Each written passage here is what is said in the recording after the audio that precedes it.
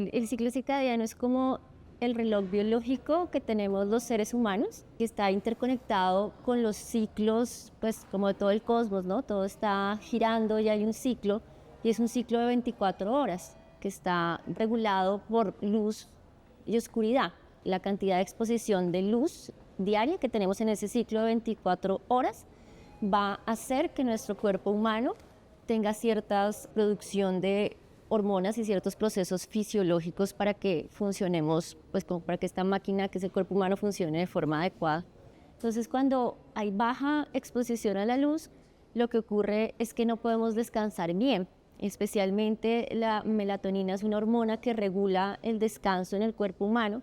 Entonces, lo que hace la luz solar es que inhibe la producción de la melatonina. Y cuando estamos a oscuras, que es el momento en que debemos descansar, esta hormona se produce para que podamos descansar. La luz más benéfica es la de la mañana, pero por ejemplo aquí en Colombia, desde las 6 de la mañana esa es la luz más benéfica.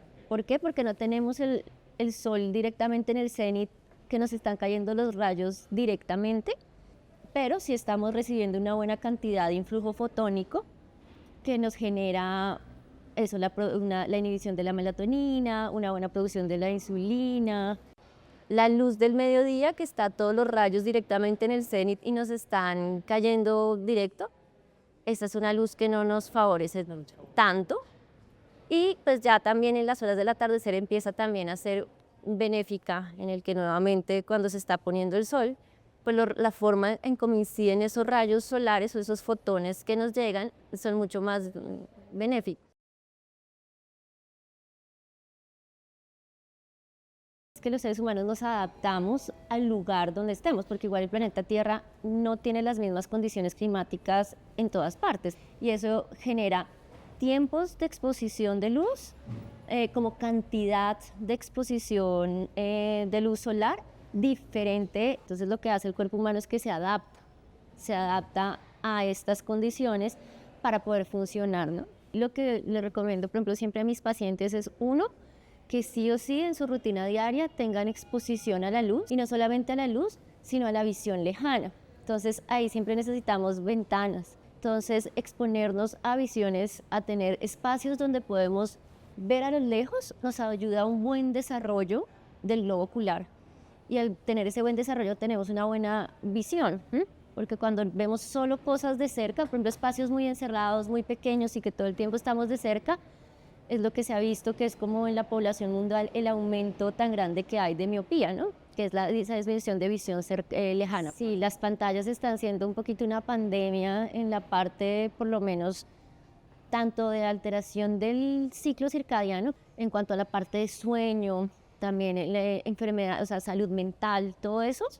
Y en la parte visual, las pantallas nos generan grandes complicaciones.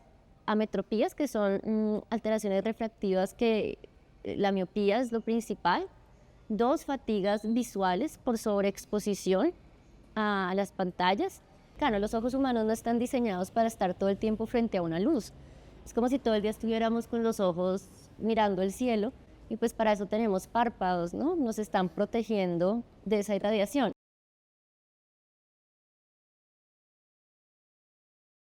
Lo que pasa es que yo creo que los espacios van a ser dependiendo para qué actividad los vas a utilizar. Entonces, lugares como lo que me refiero es que es una catedral, o estos lugares que son más para una conexión interna, y es muy diferente a si vas a un lugar para trabajar. Entonces, pues estos lugares, claro, la luz, especialmente la de la mañana, pues te va a inspirar mucho más a poder hacer una meditación, a tener una conexión interior, pues.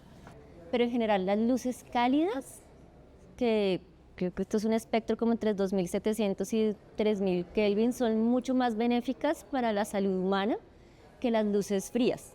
Digamos que si fuera para una casa, sería mucho más benéfico este tipo de iluminación, y también depende pues el espacio del hogar, es diferente la cocina a la habitación o la sala, y la hora del día. Colores claros también son más benéficos.